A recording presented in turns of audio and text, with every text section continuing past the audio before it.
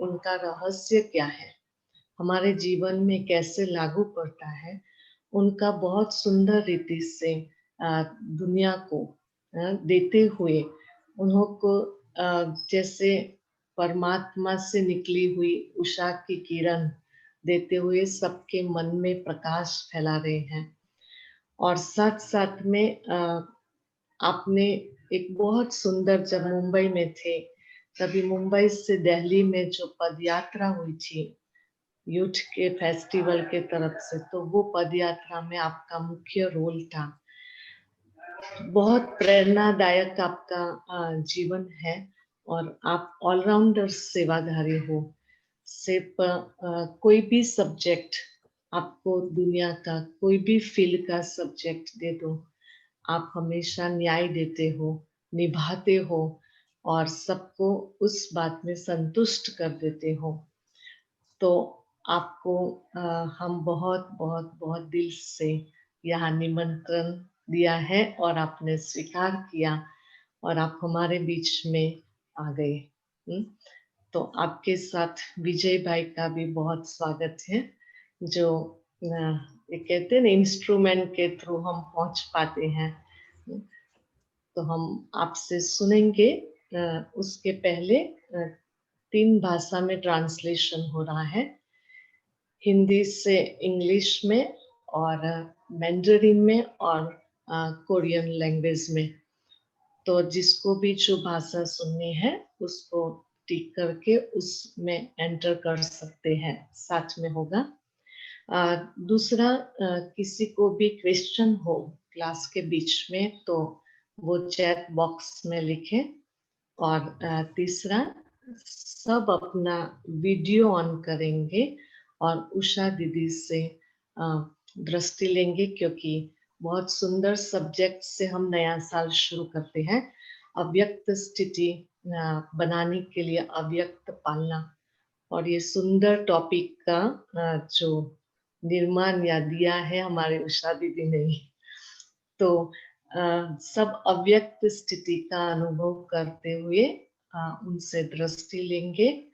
बाबा का गीत बजेगा और साथ में भरपूर होंगे, अपनी स्थिति बनाएंगे, जो आप आने वाले 45 मिनट या 1 घंटा सुनोगे, योग कराएंगे, वो भी अनुभव करोगे, बहुत अच्छा कर पाओगे। तो सब अपना रिक्वेस्ट करते हैं, अपना वीडियोस ऑन करें और दृष्टि लें।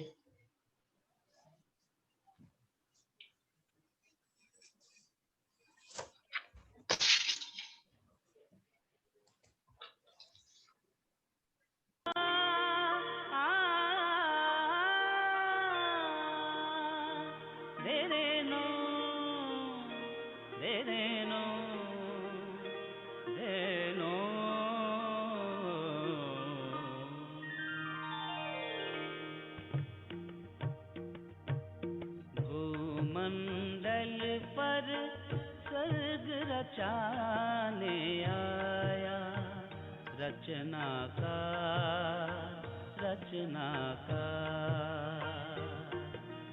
भूमंडल पर स्वर्ग रचाने आया, रचनाकार।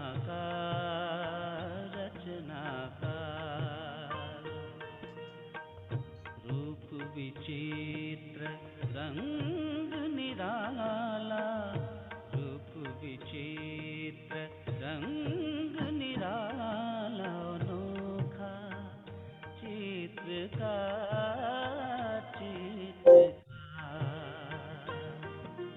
भूमंडल पर स्वर्ग रचाने आया, रचनाकार, रचनाकार।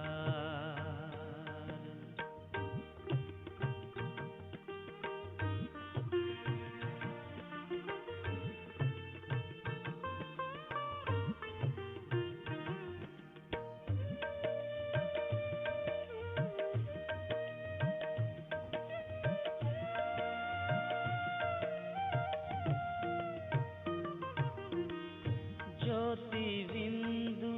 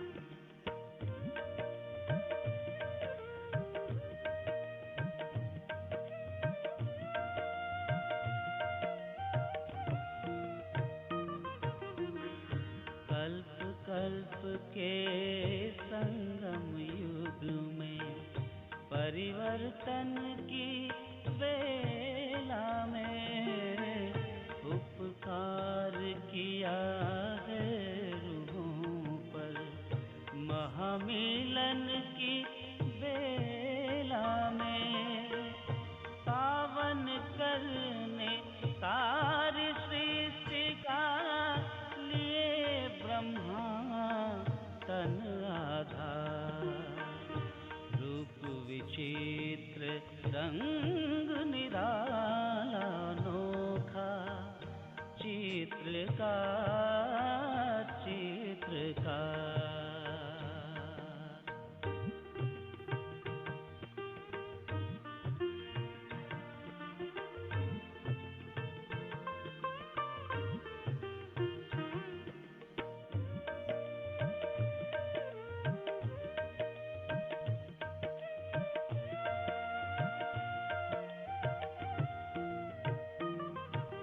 राजयोग का योग सिखाने योगेश्वर शिव आए हैं, बेहद बरसा हाथों में ले स्वर्ग सौगात लाए हैं, भक्तों की पुकार सुनकर संगम पर हुए फिर साकार, रूप विचित्र रंग निराला अनोखा, चित्रकार चित्रकार।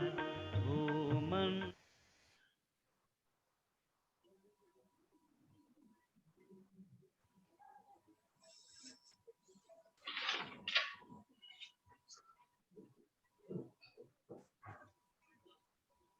ओम शांति। ओम शांति।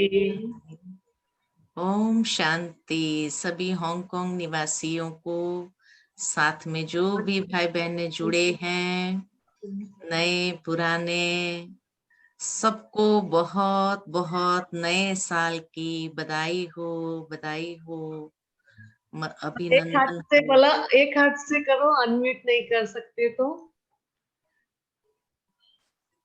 ओके।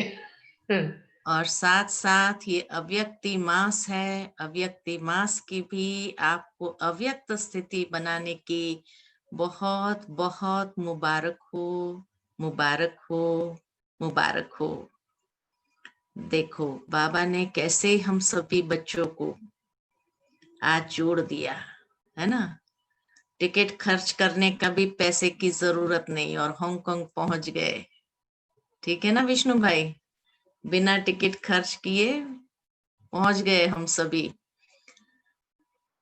बाबा के घर में, और आप सबसे सूक्ष्म में रूहानी मिलन मना रहे हैं। तो इसीलिए हम सभी बाबा के बच्चे बहुत बहुत भाग्यशाली है, लकी है। और ये अव्यक्ति मास में, अव्यक्ति मास कहो, तपस्या मास कहो, वरदानी मास कहो, ये हम सभी बच्चों के लिए बहुत सारे वरदान बाबा के लेकर के आए हैं। और देखो साथ ही साथ इसको कहेंगे स्मृति सुसमर्थी मास, कि जिसमें बाबा की स्मृति में जितना हम रहते हैं तो बाबा भी हमारे अंदर समर्थी भरते जाते हैं, शक्ति भरते जाते हैं, अपनी सकाश भरते जाते हैं। और इसीलिए हम सभी बाबा के लाडले बच्चे, जैसे ही हर साल जनवरी मास आता है, माना हम सब की शुरुआत कितनी तपस्या से आरंभ हो जाती है। साथ ही साथ हर एक के मन में ये होता है कि ये साल हमें बहुत अच्छा तीव्र पुरुषार्थ करना है। तो तीव्र पुरुषार्थ की लगन लेकर के बाबा की याद में मगन होने का संकल्प लेते हैं। ये नया साल जिस तरह से 2020 लोगों के लिए यही कहेंगे कि हाँ भाई बहुत बुरा गया, ये हुआ वो हुआ, लेकिन हम सब बाबा के बच्चों के लिए कितना अच्छा साल गया। क्यों? क्योंकि इस साल में हर एक ने जो ये कंप्लेन करते थे टाइम नहीं मिलता है, टाइम नहीं मिलता है, तो फुल टाइम दे दिया ड्रामा ने, बाबा ने आप सबको। और इसीलिए जैसे ही फुल टाइम मिला पुरुषार्थ करने का, तो बहुत अच्छे से पुरुषार्थ भी किया हर एक ने। बाबा हमेशा हर बच्चे के साथ न्याय करता है, अर्थात इतने प्रैक्टिकल हम सभी बच्चों को न्याय देता है कि कोई भी बच्चे अंत में ये उल्हाना न दे बाबा को कि बाबा हमारे पास टाइम नहीं था, नहीं तो हम ये करना चाहते थे, ऐसा पुरुषार्थ करना चाहते थे, ये करना चाहते थे। बाबा ने हर रीति से फुल टाइम दिया, पुरुषार्थ करने का भी टाइम दिया, साथ ही साथ अपने अंदर कोई चेंज लाना चाहते थे उसके लिए भी टाइम मिला, हमें स्पेस भी मिली, भागा दौड़ी समाप्त हो गई, है ना। और इसीलिए जो हम करना चाहते थे वो किया। हाँ, कुछ भाई बहनों को तकलीफ भी हुई, स्वास्थ्य थोड़ा खराब हुआ, लेकिन वो कोई भी हिसाब किताब होगा, सब चुप तो हो गया, फ्री हो गया अभी। साथ ही साथ सेवा करने का भी फुल चांस मिला कि घर में बैठे थे लेकिन अपनी स्टडी भी होती रही और सेवा भी होती रही। सेवा इसलिए होती रही कि मनसा सेवा भी चलती रही, ऑनलाइन सेवा चलती रही, तो इसीलिए हम सभी ने फुल बेनिफिट लिया है पिछले साल का भी। और आने वाला साल जो है वो भी कोई भी बात होगी तो जरूर हमें वो बात सिखाने आएगी, आगे बढ़ाने आएंगी, अनुभवी बनाने आएंगी। तो इसीलिए जनवरी मास से तपस्या के साथ जब हम साल शुरू करते हैं तो हमारा साल कभी बुरा हो सकता है क्या? हमारा साल कभी बुरा हो ही नहीं सकता है। हमारे लिए बाबा जैसे बहुत बहुत वरदानों से झोली भरते हुए हम सभी की पालना कर रहे हैं। दूसरा, जैसे कहा कि ये अव्यक्त मास हमें बाप समान बनने की प्रेरणा देता है।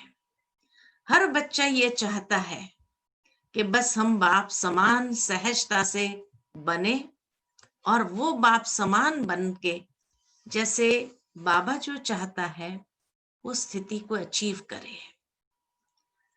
तो उसके लिए मैं यही कहूंगी कि ब्रह्मा बाबा के कदम में कदम रखना है और कुछ नहीं है। और कदम में कदम रखते हुए आगे बढ़ना है। तो बाबा के कितने कदम है और कितने कदम में हम संपूर्णता को प्राप्त कर सकते हैं। तो देखा गया है कि बाबा के विशेष 8 कदम है, जिन 8 कदम पर हमें कदम रखते हुए चलते जाना है और संपूर्णता 8 कदम दूर है बस। तो वो 8 कदम कौन से हैं बाबा के? सबसे पहले जब बाबा को ये ज्ञान प्राप्त हुआ, शिव बाबा ने प्रवेशता की और शिव बाबा ने प्रवेश करके अपना परिचय दिया और ये आत्मा का ज्ञान बाबा को मिला, तो सबसे पहला बाबा का अभ्यास था, सबसे पहले बाबा का जो अभ्यास था वो था आत्माभिमानी स्थिति का। कि बाबा ने डायरी में लिखना शुरू कर दिया, यशोदा आत्मा है, मैं आत्मा हूं। इसी के साथ नारायण आत्मा है। एक एक का नाम लिख करके बाबा जैसे आत्म अभिमानी आत्मिक दृष्टि को प्रैक्टिस कर रहे थे।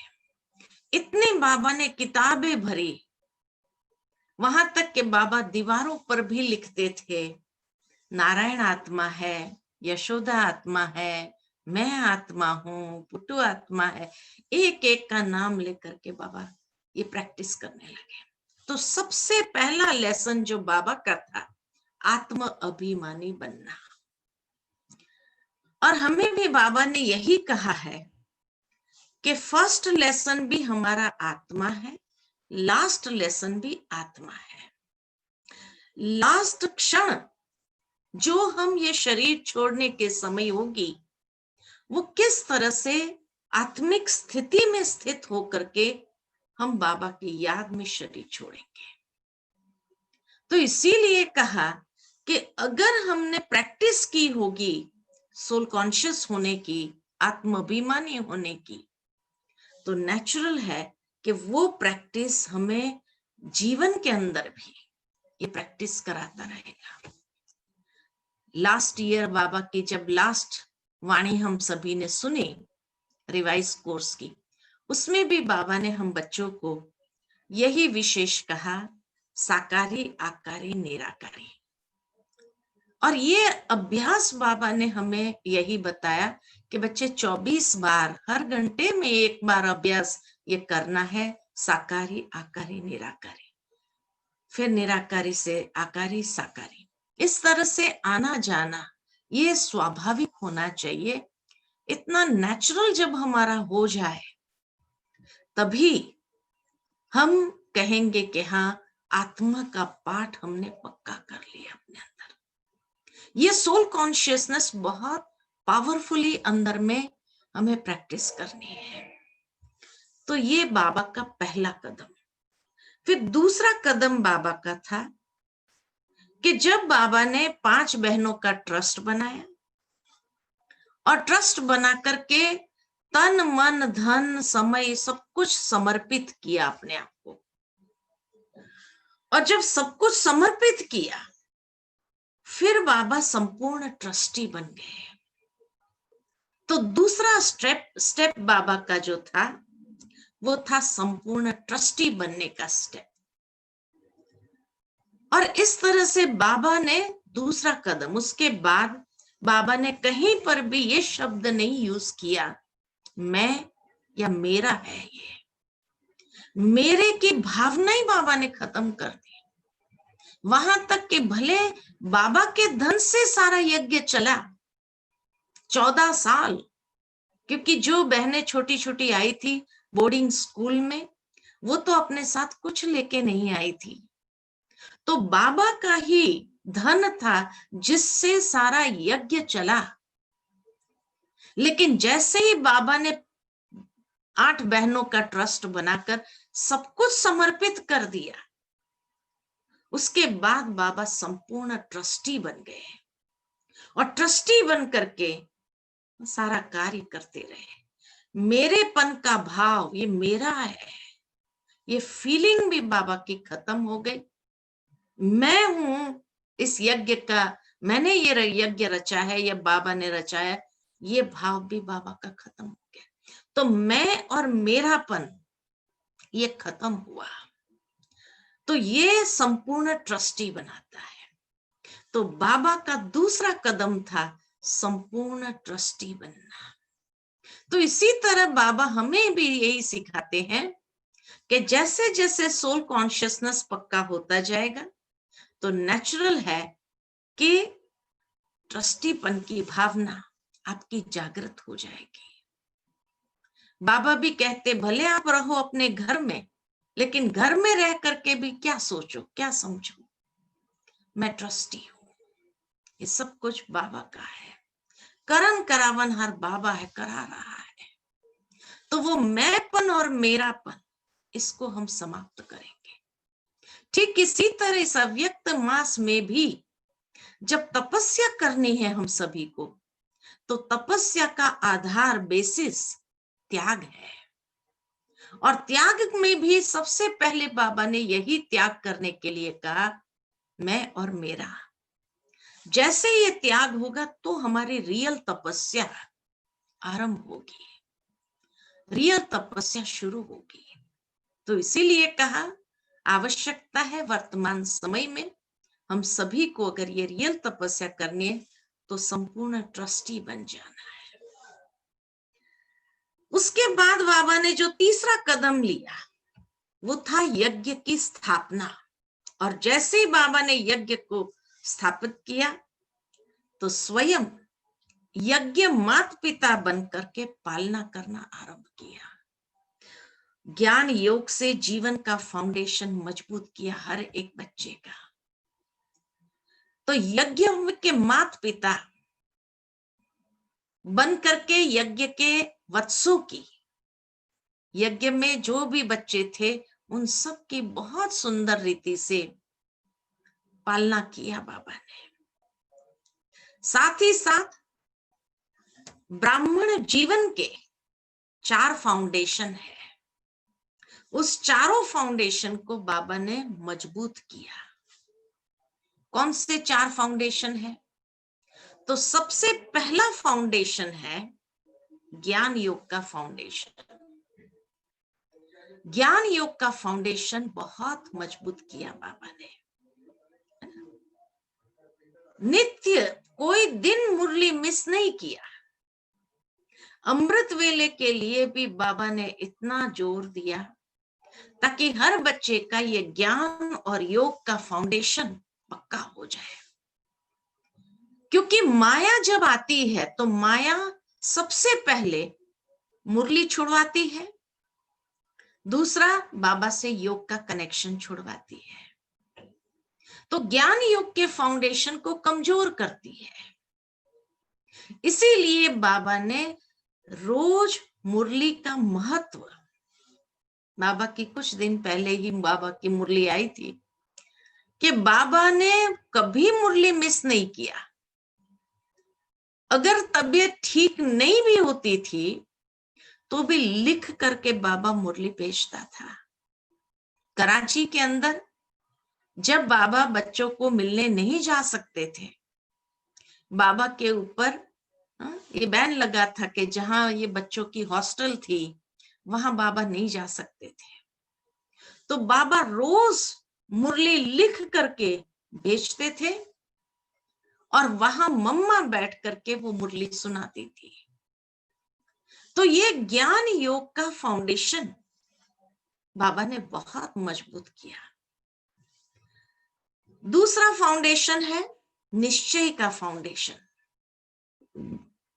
और जितना, क्योंकि माया सबसे पहले निश्चय के फाउंडेशन को हिलाती है, ज्ञान योग का फाउंडेशन भी तभी हिलता है जब निश्चय का फाउंडेशन हिलता है।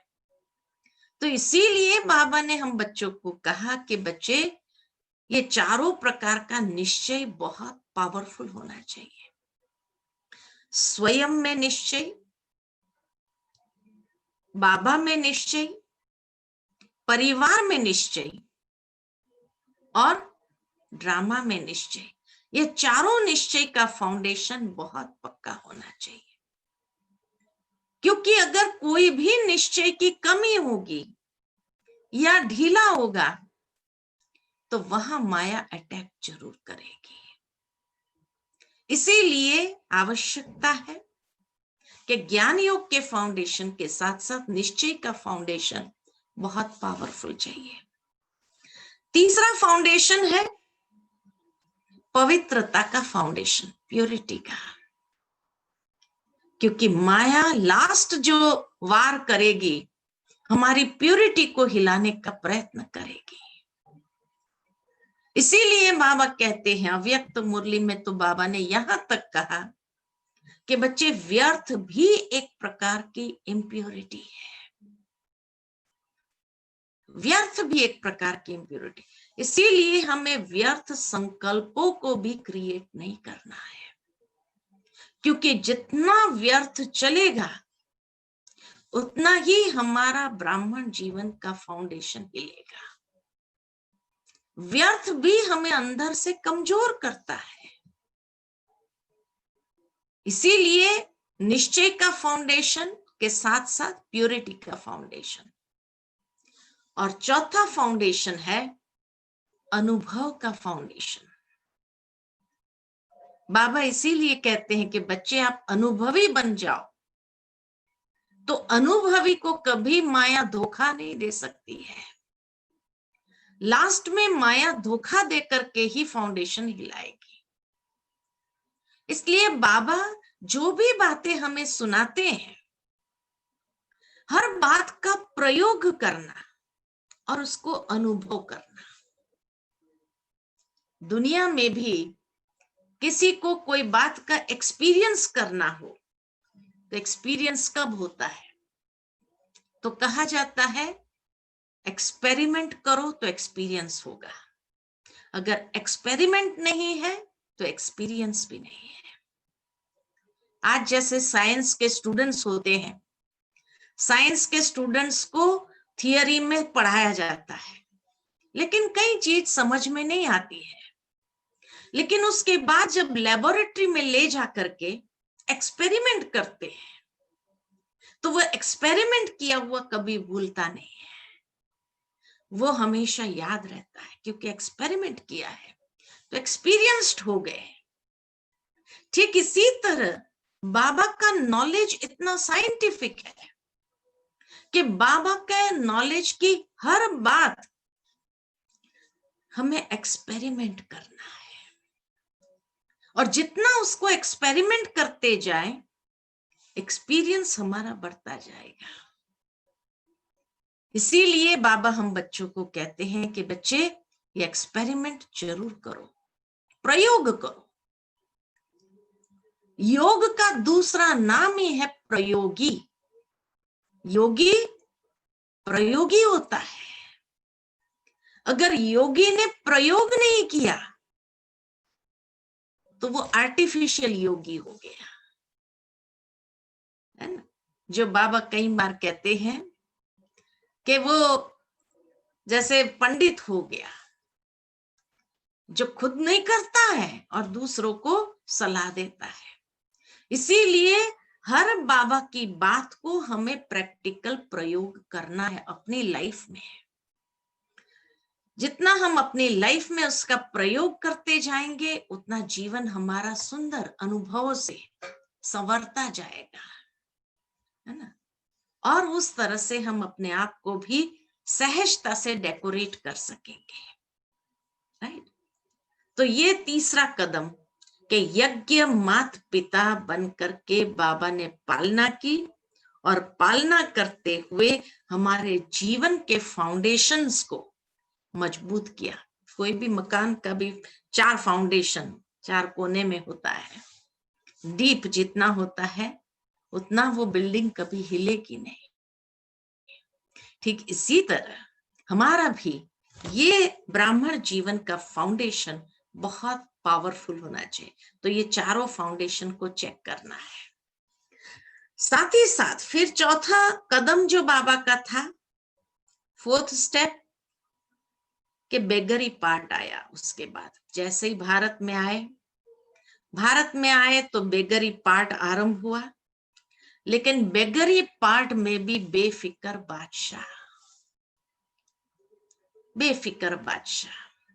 है ना। कभी कोई बात की फिक्र बाबा को नहीं, टेंशन्स नहीं, क्या होगा, अब यज्ञ कैसे चलेगा, कैसे करेंगे, कोई फिक्र नहीं।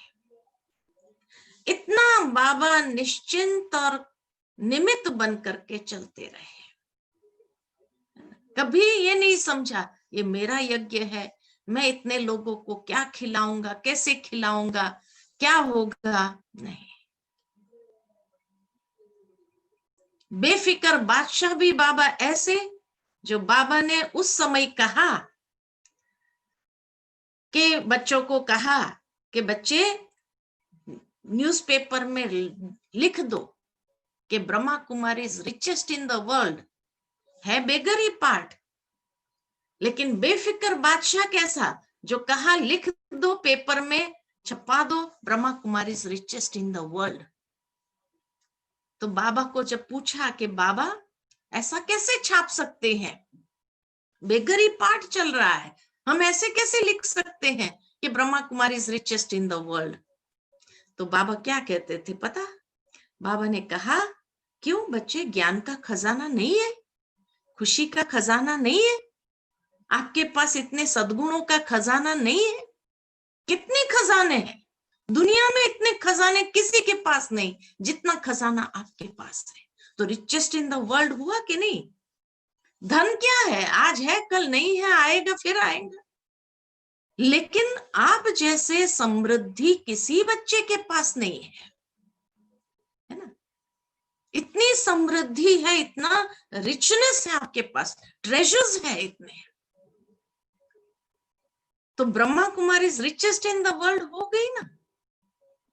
तो बेफिक्र बादशाह, कैसे बाबा सारा यज्ञ के अंदर बेगरी पाठ चलते हुए भी कभी बाबा को फिक्र नहीं हुई कि क्या खाएंगे, क्या होगा।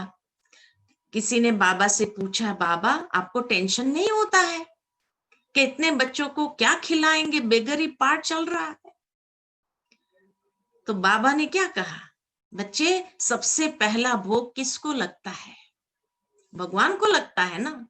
जब उसको भोग लगता है, जिस दिन उसको भोग लगाने के लिए कुछ नहीं होगा, तो सबसे पहले तो भूखा किसको रहना पड़ेगा?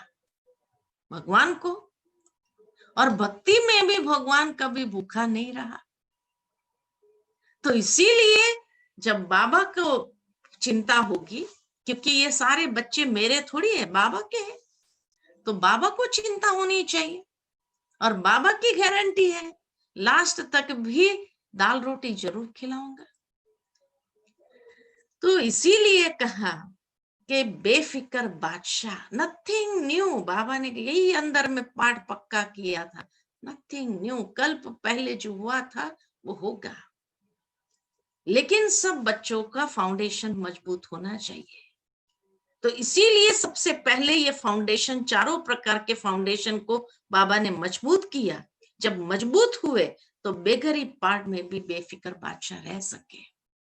अगर ये फाउंडेशन मजबूत नहीं होता था, जिनका नहीं था वो चले गए, कि अब तो संस्था टूट गई, अब तो यहाँ ही खाने के लिए कुछ नहीं है, तो इसलिए टूट गई, तो चले गए वो। तो इसी तरह बाबा कहे कि कोई भी परीक्षा जीवन के अंदर आती है, चलो ये बेगरी पाठ एक परीक्षा थी, लेकिन कोई भी परीक्षा आए तो हम बच्चों को कभी भी अपने स्वरूप को टेंशन वाला स्वरूप नहीं बनाना चाहिए। क्या हो गया, जैसे पहाड़ आ जाए सिर पर, ऐसा कभी फील नहीं होना चाहिए। लाइट रहो, बाबा बैठा है, कराने वाला बाबा है, वो जरूर कराएगा।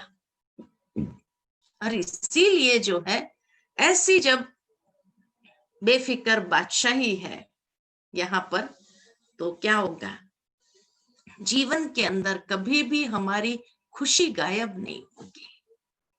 हम सदा हल्के रहेंगे, भारी नहीं हो जाएंगे।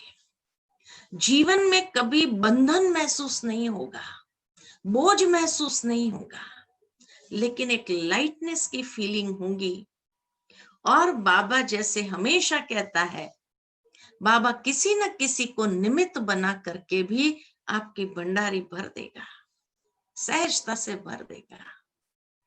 कोई करे न करे, आखिर भगवान का यज्ञ है। लेकिन परीक्षा तो लेनी थी कि जो ज्ञान योग का फाउंडेशन, ये चारों प्रकार का फाउंडेशन जो मजबूत किया बाबा ने, वो कितना हुआ। तो इसीलिए परीक्षा, पेपर तो देना पड़ता है, और पेपर तो आता रहेगा, है कि नहीं? तो इसीलिए बाबा हम बच्चों को कहते हैं कि ऐसे बेफिक्र बादशाह बनो। क्या माइक ऑन हो गया है?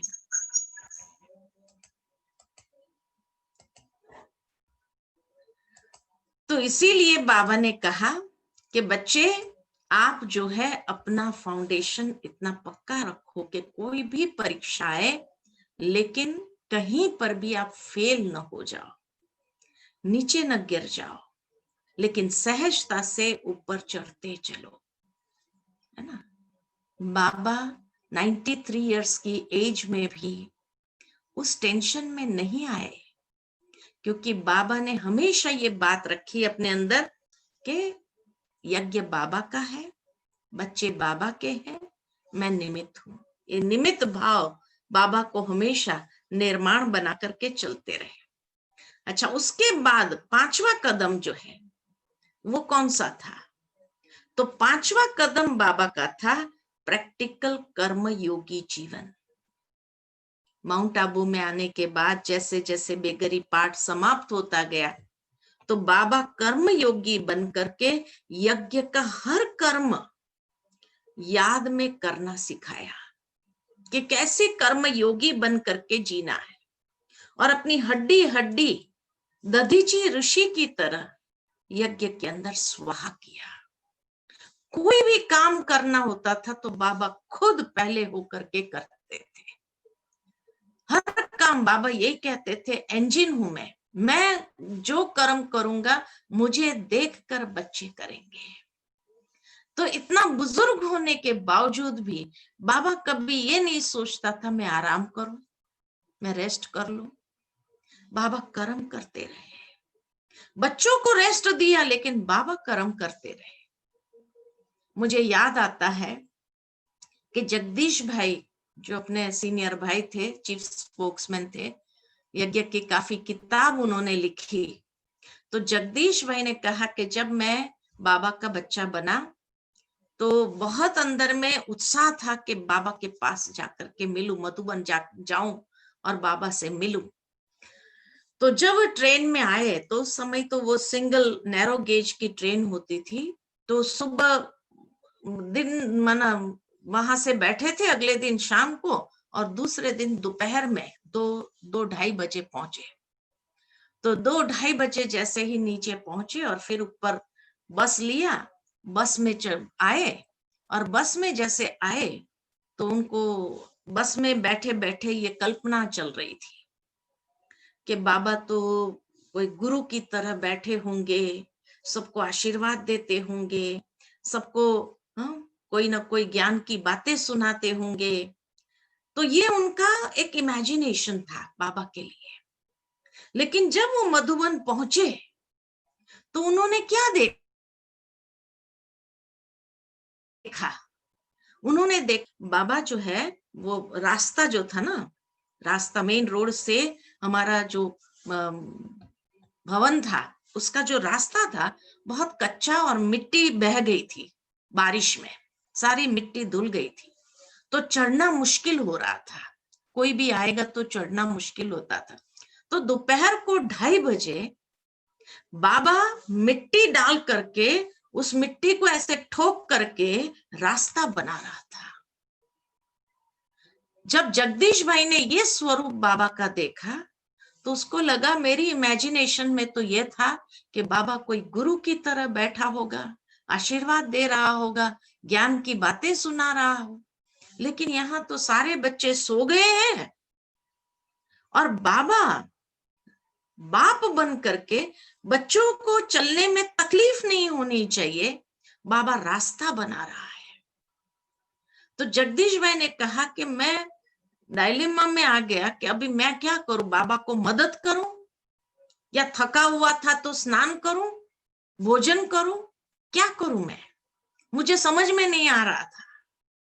तो मैं सूटकेस हाथ में पकड़ करके खड़ा था और उस समय बाबा ने कहा बच्चे तुम एक काम करो, अभी सफर करके आए हो, तुम जाओ स्नान करो, खाना खाओ, रेस्ट करो, शाम को मिलना।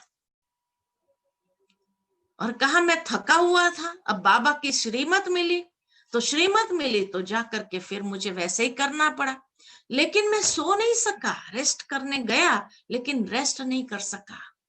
मेरे को बार बार अंदर में आ रहा था बाबा रास्ता बना रहा है, मिट्टी ठोक करके उसको स्ट्रॉन्ग कर रहा है, क्योंकि बारिश कंप्लीट हो गई थी तो सारा रास्ता जो धुल गया था, तो बाबा कैसे रास्ता बना, हाफ पैंट पहन करके बाबा कैसे रास्ता, एट द एज ऑफ 74 75 बाबा की एज थी उस समय के, 80 आसपास थे, नजदीक थे 80 के। 80 इयर्स का बाबा रास्ता बना रहा है और बच्चे को सबको सुला दिया। तो प्रैक्टिकल कर्म योगी, हर कर्म करके सिखाया, हर कर्म। क्योंकि जो बहनें आई थी सब इतने अमीर घर की बहनें थी, सिंध से थी, अमीर घर की बहनें थी, इन्होंने घर में कभी काम नहीं किया था। बाबा भी बहुत अमीर था, बाबा ने भी जीवन में कभी कोई काम नहीं किया था, लेकिन बाबा ने हर कर्म करके सिखाया, हर कर्म करके सिखाया। निर्मल शांता दादी कई बार हमें यह अनुभव सुनाती थी कि एक बाबा की जो बस थी, एक बस थी और एक कार थी। तो निर्मल शांता दादी को ड्राइविंग आती थी, तो उस समय वही चलाती थी, बस भी चलाती थी, कार भी चलाती थी, और फिर कोई रिपेयरिंग काम होता था तो वो रिपेयरिंग काम भी कर लेती थी। तो एक बार जो है सारे टायर्स सब घिस गए, तो उसने बाबा को कहा, बाबा ये सारे टायर्स घिस गए हैं बस के, नए टायर्स डालने पड़ेंगे। बाबा ने कहा ठीक है, नए टायर डलवा दो। तो नए टायर डलवा दे तो भी पुराने टायर को क्या करे। तो बाबा ने कहा तुम एक काम करो, ये पुराने टायर जो है उसकी चप्पल बनाओ। त्याग भी सिखाता था, खुद त्याग करके त्याग भी सिखाया। तो कहा इसकी चप्पल बनाओ। तो निर्मल शांता दादी ने कहा, बाबा मैं मोची थोड़ी हूं। तो जब ये कहा मैं मोची थोड़ी हूं जो मैं चप्पल बनाऊंगी, तो बाबा ने क्या कहा, बच्चे मोची जितनी भी अगर समझ नहीं है तो विश्व की महारानी कैसे बनेगी। सर्वगुण संपन्न 16 कला संपूर्ण बनना है। तो 16 कला संपूर्ण, अगर तेरी प्रजा कोई आकर तेरे से पूछे कि ये काम कैसे करना है और तुम कहो हमको नहीं आता है, तो 16 कला संपूर्ण, हर काम आना चाहिए। फिर निर्मल शांता दादी ने कहा, अच्छा बाबा आप मेरे को बताओ कैसे करना है। तो बाबा ने बताया, ऐसे काटना, उस टायर को ऐसे काट करके ऊपर ऐसे वो लगा देना और स्लीपर जैसा बना दो, और बाबा सबसे पहले तेरी चप्पल पहनेगा। तो बेगरी पाठ समाप्त ही हुआ था, लेकिन इतना यज्ञ में था नहीं। तो बाबा ने सारे टायरों की चप्पल बनवाई, और वो चप्पल बाबा ने खुद भी पहनी और सबको वही पहन। जब बाबा पहनते हैं तो सभी बच्चे भी पहनेंगे, है ना। तो प्रैक्टिकल कर्म योगी जिसको कहा जाए, हर कर्म करके सिखाया, हर कर्म बाबा ने प्रैक्टिकली दिखाया कैसे करना होता है, सर्व गुण संपन्न कैसे बनना है, 16 कला संपूर्ण कैसे बनना है। हर कर्म आना चाहिए। किसी भी कर्म के लिए हमें ये नहीं कहना चाहिए ये मेरे को नहीं आता है। ये बाबा की अपनी धारणा थी, ऐसा कर्म योगी था बाबा, है ना। तो इसीलिए कहा, बाबा खुद कभी कभी कपड़ा धुलाई करने, उस समय तो लॉन्ड्री जैसा था नहीं, मशीन था नहीं, सब हाथ से कपड़ा धोना पड़। बाबा कभी कपड़ा धुलाई में चला जाता था, कभी बर्तन के तरफ चला जाता था, कभी अनाज साफ करने के लिए बाबा बैठ जाता था। जब बाबा बैठता था तो सभी आकर के बैठ जाते थे। तो 60 साल से 90 साल, ये 33 साल जो बाबा ने साकार रूप में पालना की, कर्म योगी बन करके पालना की। इतना बाबा कर्म योगी प्रैक्टिकल जीवन उनका दिखाया, कर्म करके दिखाया। फिर उसके बाद बाबा का पाठ जो शुरू हुआ, है ना, माता पिता बन करके यज्ञ संभाला, यज्ञ में बच्चों की ज्ञान युग से फाउंडेशन पक्का किया, बेफिक्र बादशाह बनना सिखाया, लेकिन प्रैक्टिकल कर्म योगी भी बनना सिखाया। उसके बाद बाबा ने रियल तपस्या आरंभ की। आफ्टर 90 बाबा ने रियल तपस्या आरंभ की। कि बाबा के पास एक छोटी बच्ची आई थी हिमाचल से। तो वो छोटी बच्ची 12 साल की थी। तो बाबा ने देखा इतनी इनोसेंट थी वो। तो बाबा की नजर तो बहुत, परख शक्ति बहुत तेज थी। तो बाबा ने देखा कि इस बच्ची को मैं वतन में भेजूंगा, ये एक्यूरेट संदेश लाएगी। तो बाबा ने उसको बुलाया अपने कमरे में, उस छोटी 12 साल की बच्ची को, और बाबा ने ऐसे सिर पे हाथ रखा और दृष्टि दिया, बच्ची जाओ बाबा के पास जाओ, वतन में जाओ, वतन में जाओ। ऐसे करके उसको ट्रांस में भेज दिया।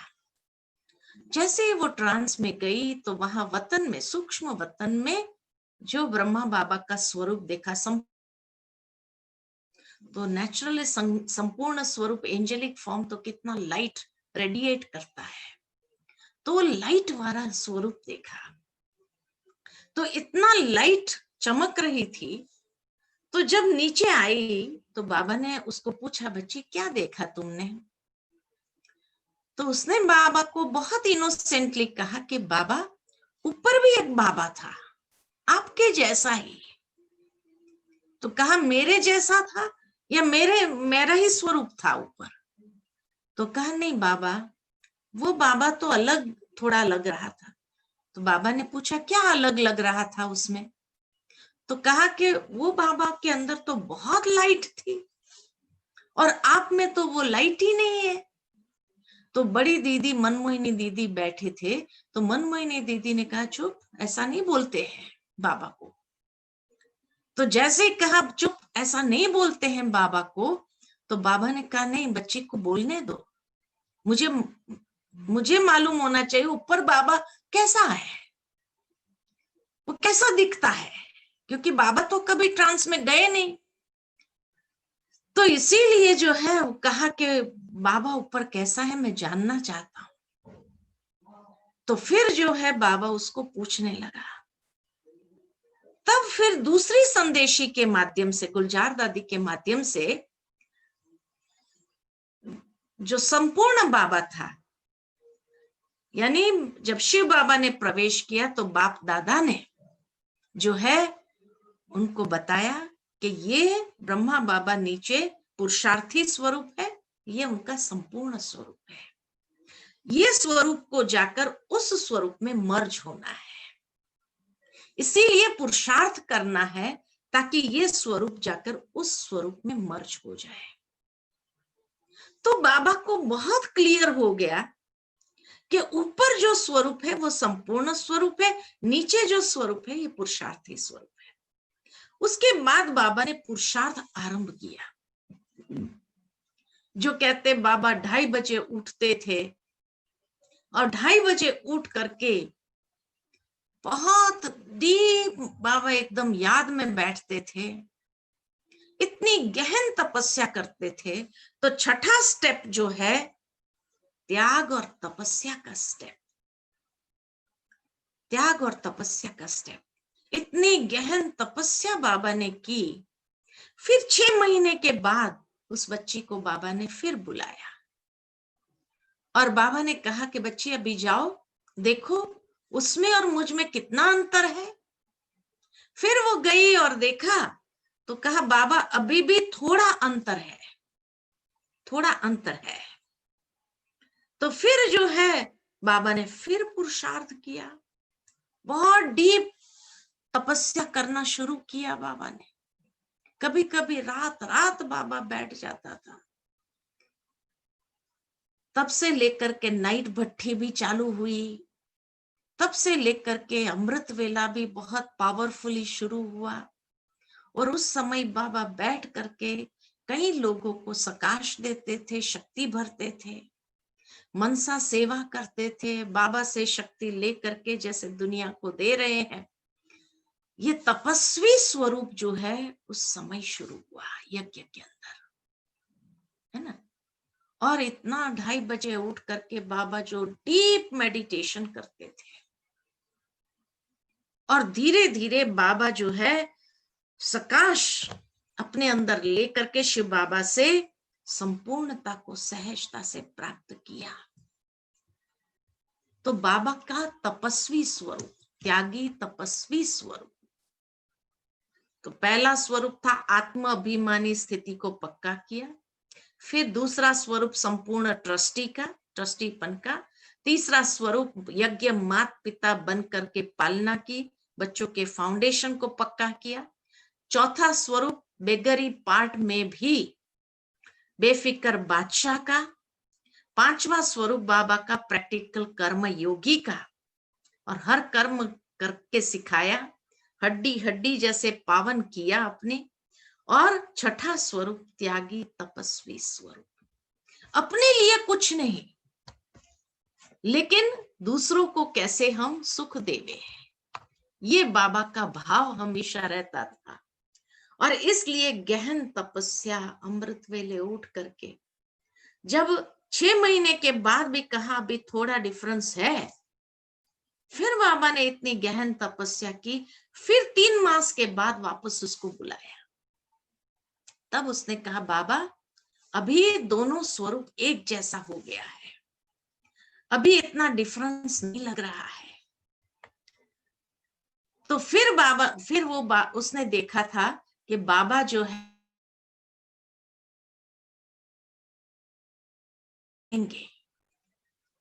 वो बोलने गई कि बाबा अभी जो है आपका क्या शरीर छोड़ेंगे, लेकिन बाबा ने उसको चुप कर, बाबा ने पहले उसके वाइब्रेशन कैच कर लिया, क्या पूछने वाली है।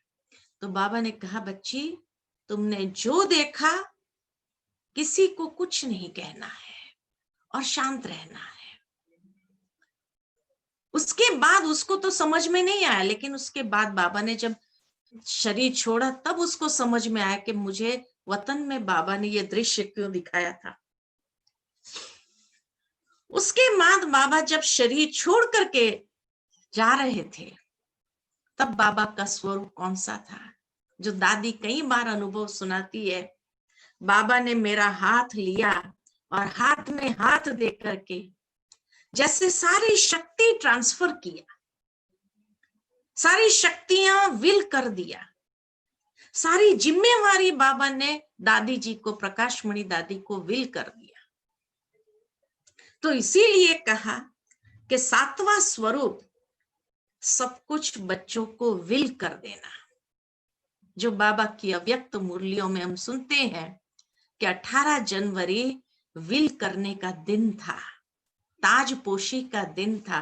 ताज सौंप दिया बच्चों को, वो ताज पहना दिया बाबा ने, जिम्मेवारियों का ताज बाबा ने बच्चों को पहना दिया। तो सर्व शक्तियों को विल करने का समय था, 7वां स्वरूप। और 8वां स्वरूप जो बाबा वतन में जाने के बाद जब गुलजार दादी ने पूछा कि बाबा आपको किसी की याद नहीं आई, जब शरीर छोड़ा इतने बच्चे थे, आपको किसी की याद नहीं आई? तो बाबा ने कहा, शिव बाबा ने कहा नष्टो मोहा स्मृतिर्लब्धा। इतने बच्चे होने के बाद भी बाबा को किसी की याद नहीं आई, इतना डिटैच, न्यारा।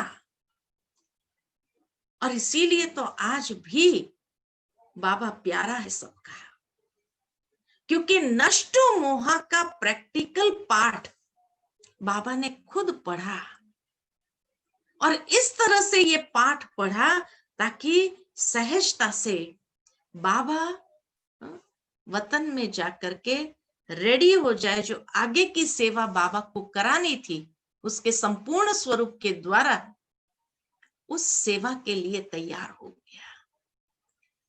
इसीलिए बाबा ने कहा कि कष्ट नहीं हुआ, शरीर छोड़ना जैसे एक चोला बदली किया, ऐसी फीलिंग आई बाबा को, सहजता से निकले। नहीं तो आज किसी को हार्ट अटैक भी आता है तो कितनी अंदर घबराहट होती है, पसीना छूटता है, कितना ये होता है, तकलीफ होती है, तब जाकर के शरीर छूटता है। लेकिन बाबा को न पसीना आया न घबराहट हुई, सहजता से बाबा दृष्टि देते देते, दादी जी को दृष्टि देते देते, विल करते हुए बाबा सहज डिटैच होकर के शरीर से अलग होकर नष्ट मोहा बन करके संपूर्णता में समा गए। तो ये बाबा के 8 कदम जो प्रैक्टिकल बाबा ने हमें सिखाया, हमें भी ये कदम पर कदम रखते हुए चलना है। हमें भी ट्रस्टी बनना है, आत्म अभिमानी सोल कॉन्शियस होकर के, संपूर्ण ट्रस्टी बन करके, हमारे फाउंडेशंस को मजबूत करके, बेफिक्र बादशाह, बेगमपुर के बादशाह जो बाबा कहते हैं, और प्रैक्टिकल कर्म योगी बन करके, त्याग और तपस्या करके, है ना, जो बाबा ने हम बच्चों को जिम्मेवारी अगर दी है, तो उस जिम्मेवारी को भी अभी हमें अलॉट कर देना है, सबको, दूसरों को भी आगे बढ़ाना है, और स्वयं नष्टो मोहा स्मृतिर्लब्धा, इस स्वरूप को हमें पावरफुली क्रिएट करना है। वो ऑरा हमारा जो संपूर्णता का ऑरा है, उस ऑरा को क्रिएट करते हुए ये सारी यात्रा के अंदर, ये 8 कदम जो बाबा के थे, ये सारी यात्रा के अंदर अगर देखा जाए तो कहीं पर भी बाबा के बॉडी कॉन्शियसनेस नहीं, कहीं पर भी व्यर्थ विचार नहीं बाबा के, कभी भी कोई वेस्ट थॉट्स नहीं थे बाबा के। हमेशा बच्चों के प्रति भी समर्थ संकल्प करते हुए उनको आगे बढ़ाया, है ना। तो इसीलिए हमें भी ये कदम पर कदम रखते हुए आगे चलना है। ठीक है सभी? हाँ, ठीक है ना। तो ये बाबा के कदम पर कदम रखते आगे बढ़ना है, ठीक है। अभी हम सभी योग करें।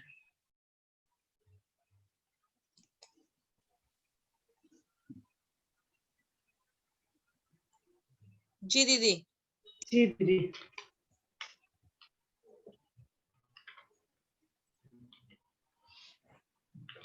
ओके, तो चलो हम सभी बाबा के याद में बैठते हैं, और बाबा की याद में बैठ करके बाबा को बहुत प्यार से याद करते जाएंगे और तपस्या करेंगे।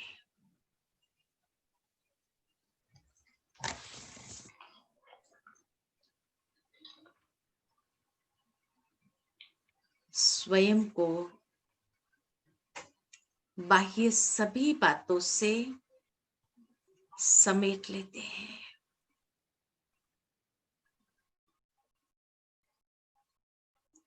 स्वयं को आत्म भाव में स्थित करते हैं।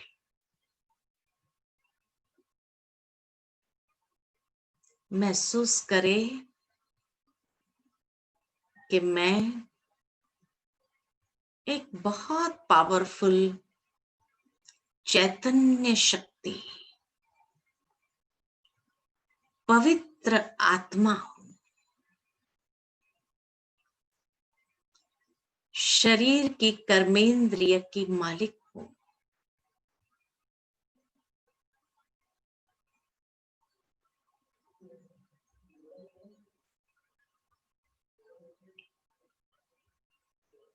मैं आत्मा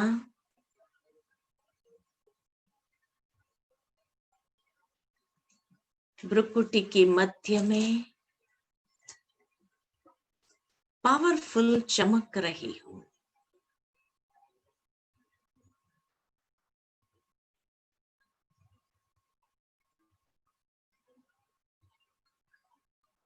अव्यक्ति मास में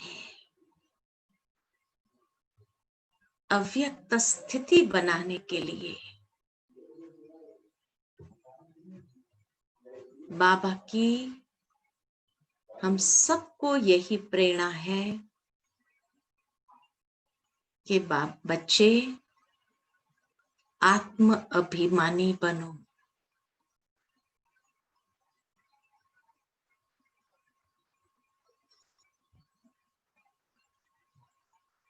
मैं आत्मा सतो गुण स्वरूप कितनी शुद्ध और पवित्र हूं।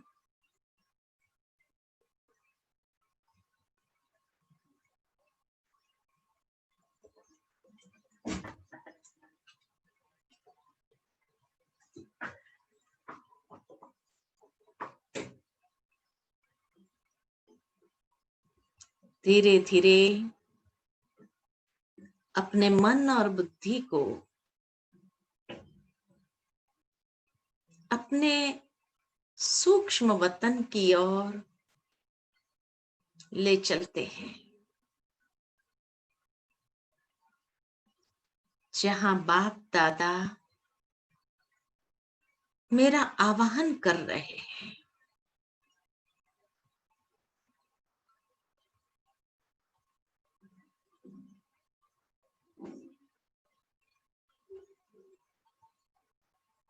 और बाबा के सानिध्य में मैं उड़कर अपने सूक्ष्म फरिश्ते ड्रेस को धारण करके पहुंच जाती हूँ।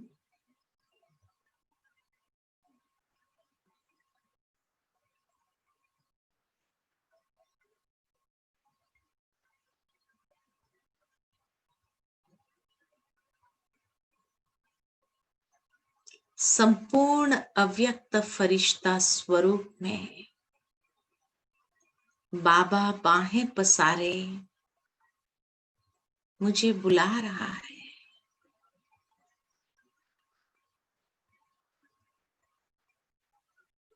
आओ बच्चे, आओ बच्चे कह रहा है।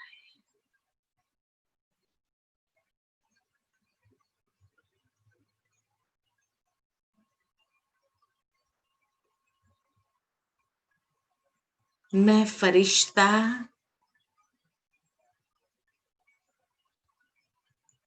लाइट स्वरूप होकर उमंग उत्साह के पंखों से बाबा के बाहों में समा जाती हूँ।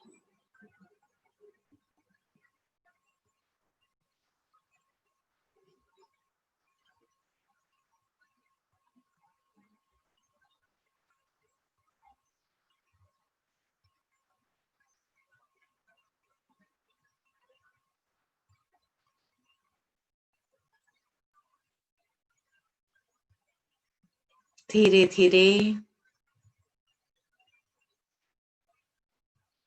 बाबा मुझे बहुत पावरफुल दृष्टि दे रहे हैं।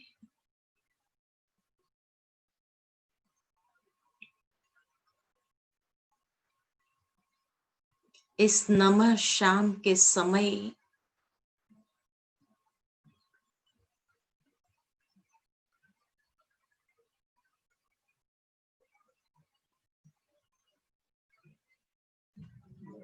बाबा के साथ साथ चलते हैं।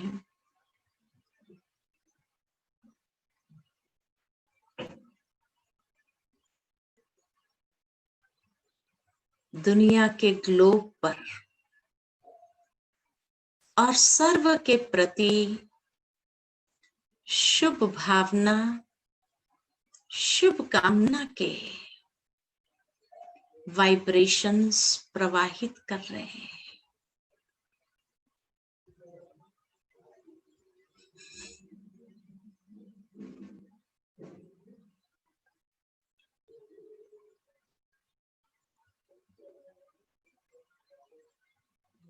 कितनी आत्मा पुकार रही है, रहम दिल बाबा सबको अपने लाइट और माइट से सकाश दे रहे हैं, शक्ति भर रहे हैं।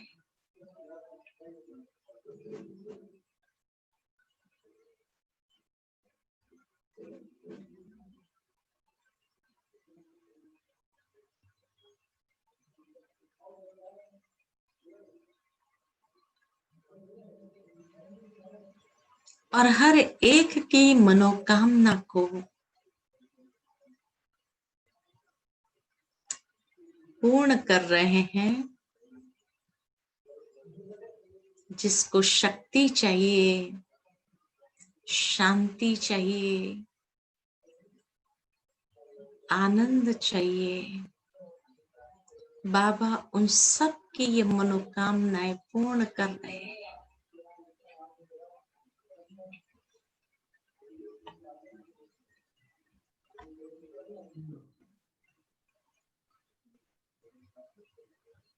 मैं कितनी न भाग्यशाली हूँ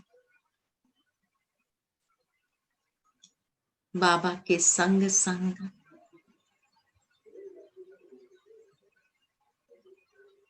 इन सभी आत्माओं की मनसा सेवा करने।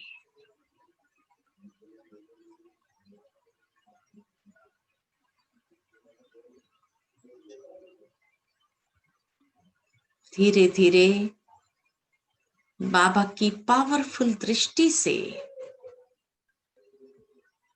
मैं इस फरिश्ते ड्रेस से भी न्यारी हो जाती हूँ।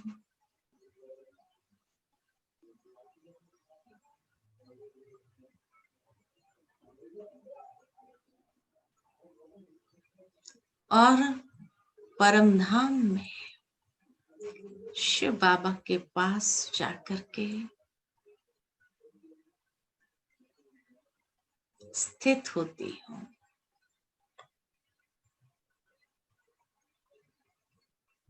कितना डिवाइन वर्ल्ड है ये।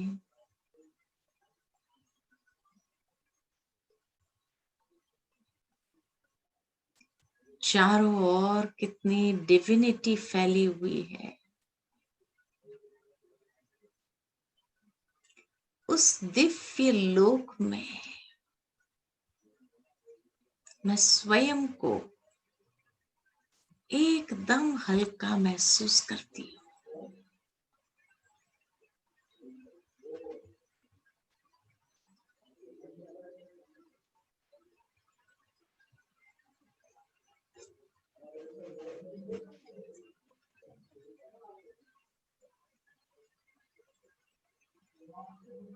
बाबा की पावरफुल लाइट और माइट की किरणें मुझ आत्मा को शुद्ध और पवित्र कर रही है।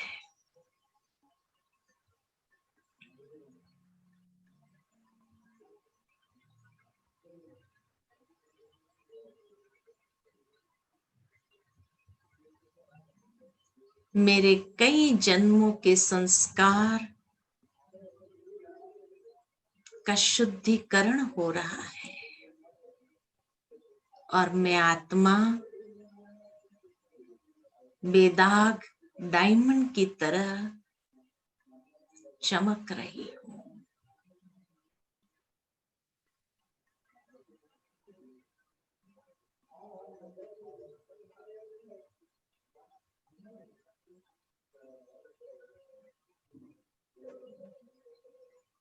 धीरे धीरे उस स्वरूप से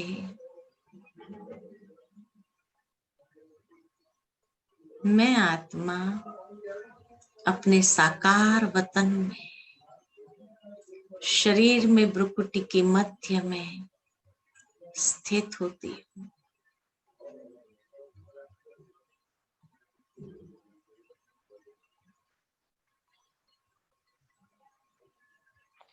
और परमात्मा शक्ति की ऊर्जा को अपने हर कर्मेंद्रिय में प्रवाहित होने देती हूँ।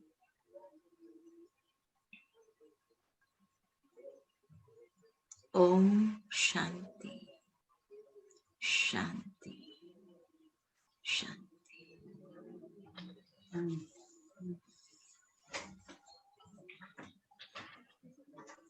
ओम शांति। शांति। बहुत बहुत बहुत धन्यवाद। ऐसा लग रहा था कि अभी यही पुरुषार्थ करके हम ब्रह्मा बाबा के साथ 8 जन्म सतयुग के पक्का साथ में हम रहेंगे। तो ये बहुत सुंदर प्रेरणा हमें मिली है और शुरुआत एक फाउंडेशन बहुत सुंदर तैयार हुआ। तो आपका बहुत बहुत शुक्रिया फिर से नए साल के लिए सब वीडियो ऑन करके हाथ ये करेंगे, थैंक यू बोलेंगे सब, वीडियो ऑन करेंगे सब। Okay, thank you. कोई क्वेश्चन है? लेकिन वो टाइम हो गया तो दीदी को पूछ लेंगे कल। और बहुत शुक्रिया श्रीनिधि भाई, वो भी मधुबन से इंग्लिश ट्रांसलेशन अच्छा ट्रांसलेशन किया ना। कर रहे हैं जी, बहुत बहुत सुंदर। यस। और मीराबेन कोरिया, मीराबेन ने भी बहुत सुंदर। और चैन प्लेन चाइना, सिस्टर चैन, थैंक यू वेरी मच। और कल फिर से मिलेंगे सेम टाइम पे। और कुछ पूछना है? थैंक यू सबको जो टीम ने सपोर्ट किया, जूम टीम ने। सिर्फ एक अगर टाइम है, एक क्वेश्चन से पूछते हैं। हाँ बोलो बोलो। चाइनीज सिस्टर ने हाँ पूछा बोलो। है कि ब्रह्मा जब बेघरी पार्ट था तो ब्रह्मा बाबा सॉरी, जब तपस्या का बाबा का पार्ट था तो रात को जाग जाग के जो तपस्या कर रहे थे, तो आप डिस्क्राइब करो डीप तपस्या का जो बाबा का तपस्या ये को था, अगर मैं तपस्वी डिस्क्राइब जीवन। कर लूं तो 5 बातों में डिस्क्राइब करती हूँ तपस्या को। कि तपस्या मतलब एक दृढ़ता संपन्न अभ्यास, अर्थात दृढ़ संकल्पधारी बनना, स्वयं में परिवर्तन करने के लिए, स्वयं को परफेक्शन की ओर ले जाने के लिए दृढ़ संकल्प करना। और इतना पावरफुल और क्वालिटेटिव संकल्प हो जो वो संकल्प हमें सहजता से उस तपस्या में जो स्टेज हम प्राप्त करना चाहे, अनुभव करना चाहे, उसको कर सकते हैं। दूसरा, एकाग्रता पूर्ण अभ्यास करना, डीप कॉन्सेंट्रेशन, जहां एक ही स्थिति हो, एक ही स्थिति में स्थित हो जाना, वेवरिंग नहीं होना, कभी बिंदु रूप में जाए, कभी फरिश्ते में जाए, कभी इसमें जाए, नहीं, एकदम एक स्थिति में स्थित हो जाना। तीसरा जो है कि 5 बातों के ऊपर जीत प्राप्त करना है तपस्या के आधार से। सबसे पहले जिसको कहा जाता कर्मेंद्रिय जीत। कर्मेंद्रिय जीत में खाली इंद्रियों के ऊपर जीत प्राप्त करना उसको नहीं, लेकिन अपनी सूक्ष्म शक्तियां जो है मन बुद्धि के ऊपर भी विजयी होना। तो कर्मेंद्रिय जीत, मन जीत, अर्थात मन के संकल्पों के ऊपर भी हमारा संपूर्ण अधिकार हो। दूसरा जो है वो है कि हमें प्रकृति जीत, और प्रकृति माना एक इंटरनल प्रकृति है, एक एक्सटर्नल नेचर है।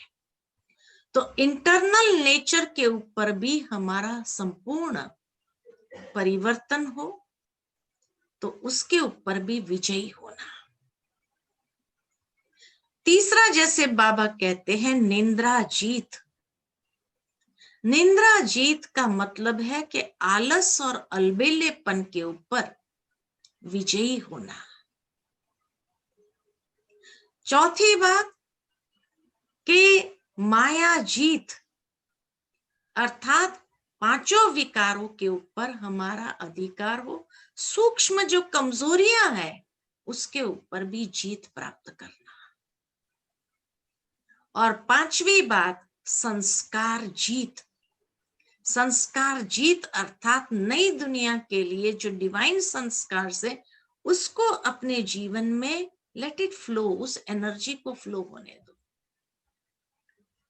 तो तब कहा कि ये 5 बातों पर जीत होना, कर्मेंद्रिय जीत, मन जीत, साथ में निंद्रा जीत, प्रकृति जीत, माया जीत और संस्कार जीत।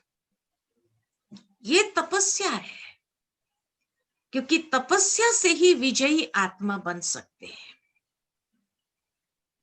और फिर तपस्या माना कोई भी तपस्या बिना त्याग के नहीं हो सकती है।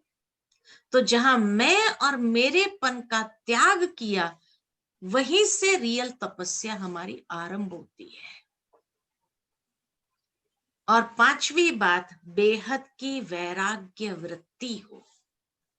राज ऋषि बने हम और बेहद की वैराग्य वृत्ति को इमर्ज करें। तो ये 5 बातों के आधार पर तपस्या होती है। साथ ही साथ जैसे कहा, एकाग्रता पूर्ण अभ्यास जब करते तो उसमें साइलेंस पावर को बढ़ाना है। जितनी अपने अंदर साइलेंस पावर को बढ़ाएंगे, तब हमारी रियल तपस्या शुरू होगी। तो ये 5 बातें इंक्लूड करती है तपस्या के अंदर।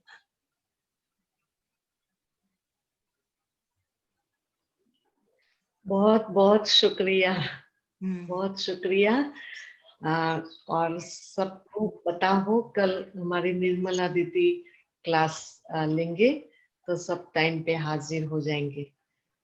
अभी तो सस्टेनेंस शुरू हुआ है और फाउंडेशन तैयार कर दिया हमारा, और हमको फिर कल से सिर्फ एक्सपीरियंस एक्सपीरियंस एक्सपीरियंस करना है। और आपको जरूर हम गिफ्ट देंगे पुरुषार्थ की, और जरूर 8 कदम पर हम ध्यान रखेंगे। और 18 जनवरी को आपको भी सूक्ष्म में इमर्स करके बाबा के साथ ये गिफ्ट देंगे। Thank you. ओम शांति।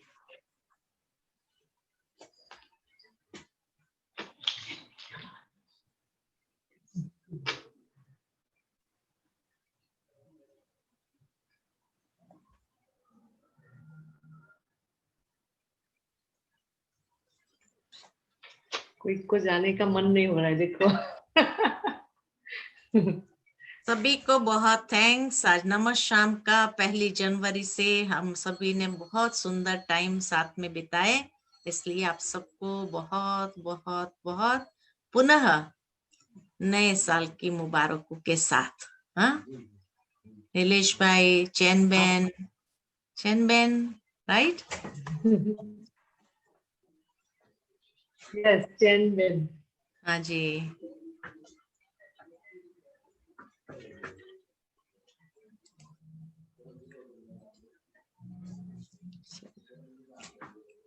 ओम शांति।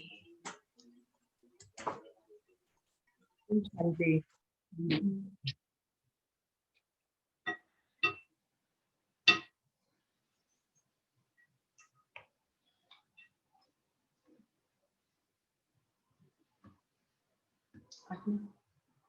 बंदा वो